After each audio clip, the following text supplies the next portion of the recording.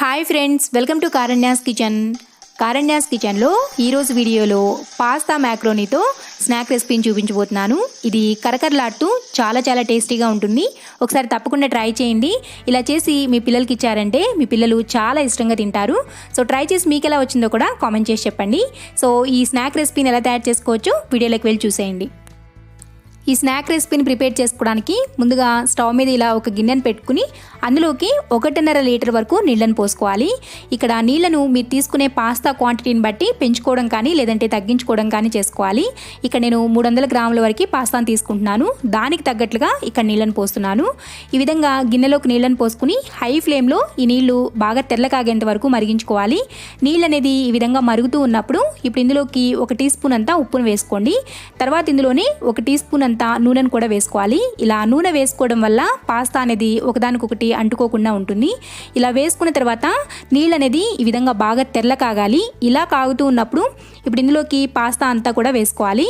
ఇక్కడ నేను 300 గ్రాములు తీసుకుంటున్నానని చెప్పాను కదా. ఇప్పుడు ఈ పాస్తా అంతా కూడా ఈ విధంగా నీళ్ళల్లోకి వేసుకుని ఒకసారి గెరెట్తో కలుపుకోండి. ఈ విధంగా గెరెట్తో ఒకసారి కలుపుకున్న తర్వాత ఇప్పుడు హై ఫ్లేమ్లో దీన్ని ఒక 2 నిమిషాల పాటు ఉడికించుకోండి. అంటే దీనిలో ఉడికొచ్చేంత వరకు. ఇప్పుడు మనకి ఆ పొంగేదంతా కూడా తగ్గిపోయింది కదా. పాస్తా వేయడం వల్ల ఆ పొంగంతా కూడా తగ్గిపోయింది. మరలా అది ఉడుకు పట్టడానికి 1 నిమిషం పాటు టైం పడుతుంది. సో ఈ విధంగా ఉడుకు పట్టాలన్నమాట. ఇలా ఉడుకు పట్టిన తర్వాత ఫ్లేమ్ని మీడియంలోకి పెట్టుకుని మరొక 3 నుంచి 4 నిమిషాల పాటు ఉడికించుకోవాలి. పాస్తా అనేది ఉడుకు పట్టిన తర్వాత ఈ విధంగా ఉంటుంది. ఇప్పుడు ఫ్లేమ్ని మీడియంలోకి పెట్టుకుని దీన్ని 3 నుంచి 4 నిమిషాల పాటు ఉడికించుకోవాలి. మనకి 3 నుంచి 4 నిమిషాల పాటు ఉడికించుకుంటే పాస్తా ఈ విధంగా ఉడికిపోయి ఉంటుందన్నమాట. ఇది డబల్ సైజులో అవుతుంది అండ్ వాటర్ కూడా కలర్ అనేది చేంజ్ అవుతుంది. సో ఇలా ఉడికించుకుంటే సరిపోతుంది. అంటే 70 to 80% ఉడికించుకోవాలి. ఇలా మీరు చేత్తో పాస్తాను పట్టుకుని నలిపారంటే అంటే ఇట్లా ఒత్తారంటే మీకు అది కొంచెం గట్టిగా ఒత్తుతూ అది 2గా డివైడ్ అయిపోవాలన్నమాట. అలా ఉడికించుకుంటే ఇది పర్ఫెక్ట్ అనమాట. సో ఇప్పుడు ఈ పాస్తాని స్టవ్ మీద నుంచి తీసేసుకుని ఈ పాస్తా అంతా కూడా ఇలా జల్లెడలోకి వేసుకుని వాటర్ని సపరేట్ చేసేసుకోవాలి. అలాగే అందులో పెట్టేసుకున్నారంటే ఇంకా ఎక్కువ ఉడికిపోతుంది. మనకి 70 to 80% మాత్రమే ఉడకాలి. అంతకు మించి పాస్తా అనేది ఉడకకూడదు. పాస్తాని జల్లెడలోకి వేసుకున్న తర్వాత వెంటనే ఇందులోకి చల్లటి నీళ్ళని పోసుకోవాలి. మీరు లేట్ చేసేసారంటే పాస్తా అనేది ఒకదానికొకటి అంటుకుపోతుంది. కాబట్టి వెంటనే ఇందులోకి 1 లీటర్ వరకు లేదంటే 2 లీటర్ల వరకు అయినా సరే ఇలా నీళ్ళని పోసుకుంటూ పాస్తాని ఇలా కలుపుకుంటూ ఉండాలి. అప్పుడు పాస్తా అనేది ఒకదానికొకటి అంటుకోకుండా ఉంటుంది. సో ఇప్పుడు నీళ్ళని పోసుకున్న తర్వాత దీన్ని ఒక 2-3 నిమిషాల పాటు అందులో ఉన్న నీళ్ళన్నీ కూడా పోయేంత వరకు పక్కన పెట్టేసుకోండి.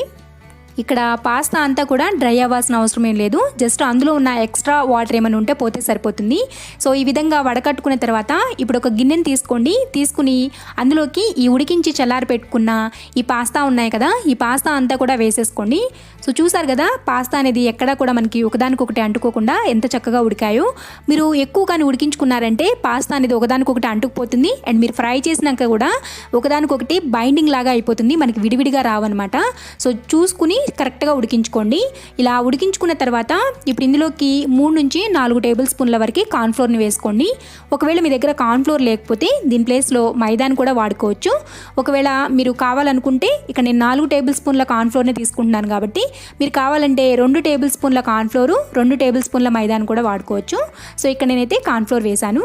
ఇది ఏది వేసుకున్నా కూడా జస్ట్ అందులో ఉన్న వాటర్ని అబ్జర్వ్ చేసుకుని దానికి బైండ్ అవ్వడానికి మాత్రమే, ఎక్కువ మాత్రం వేసుకోవద్దు. జస్ట్ నేను చెప్పినట్లుగా 3 నుంచి 4 టేబుల్ స్పూన్స్ వేసుకోండి. వేసుకుని ఇప్పుడు ఈ పిండి అంతా కూడా ఇందులోకి చక్కగా పట్టేటట్లు కలుపుకోండి. అండ్ మీరు పాస్తాని కలిపేటప్పుడు ఈ విధంగా పైకి కిందకు అనుకుంటూ ఇలా సైడ్స్ నుంచి తీసుకుని పైకి కిందకు అనుకుంటూ దీన్ని కలుపుకోవాలి. ఇలా కొద్దిసేపు కలుపుకున్నారంటే ఇదంతా కూడా పూర్తిగా డ్రై అయిపోతుంది. ఆ పాస్తాకి ఆ పిండి అంతా కూడా చక్కగా పట్టుకుంటుంది అనమాట. ఎక్కువగా కలిపేసేయద్దు, చిదురైపోతుంది. ఇలా కలిపి పెట్టుకున్న తర్వాత ఇప్పుడు స్టవ్ మీద ఇలా ఒక బాండిని పెట్టుకుని అందులోకి డీప్ ఫ్రైకి సరిపడినంత నూనెను పోసుకోండి. నూనె అనేది బాగా కాగాలి. సూపర్ హాట్గా ఉంటేనే ఈ పాస్తా అనేది ఒకదానికొకటి అంటుకోకుండా చక్కగా ఫ్రై అవుతాయి. నూనె బాగా కాగిందో లేదో ఈ విధంగా ఒక పాస్తాను వేసి చెక్ చేసుకోండి. వేసిన వెంటనే అది పైకి లేసింది అని అంటే మనకి నూనె అనేది చక్కగా కాగినట్లే. ఇలా నూనె బాగా కాగిన తర్వాత ఇప్పుడు ఇందులోకి కొద్దిగా పాస్తాని ఈ విధంగా వేసుకోండి. ఒకేసారి వేసేసినా కూడా అవి ఒకదానికొకటి అంటుకుపోతాయి.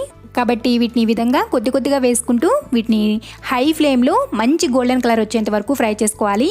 ఇలా వీటిని వేసుకున్న తర్వాత ఈ విధంగా గెరెట్తో కలుపుకుంటూ వీటిని ఈ విధంగా కలుపుకుంటూ మంచి గోల్డెన్ కలర్ వచ్చేంత వరకు ఫ్రై చేసుకోండి. ఫ్లేమ్ని మాత్రం తగ్గించుకోవాల్సిన అవసరం లేదు. హై ఫ్లేమ్లోనే వీటిని మంచి గోల్డెన్ కలర్ వచ్చేంత వరకు ఫ్రై చేసుకోవాలి. పాస్తాలను ఈ విధంగా మంచి గోల్డెన్ కలర్ వచ్చేంత వరకు ఫ్రై చేసుకోవాలి. ఇలా ఫ్రై చేసుకున్న తర్వాత వీటన్నిటిని కూడా ఈ విధంగా జల్లెల్లోకి తీసుకోండి. చూసారా ఎంత చక్కగా ఫ్రై అయ్యాయో. ఇవి కరకరలాడుతూ చాలా చాలా టేస్టీగా ఉంటాయి.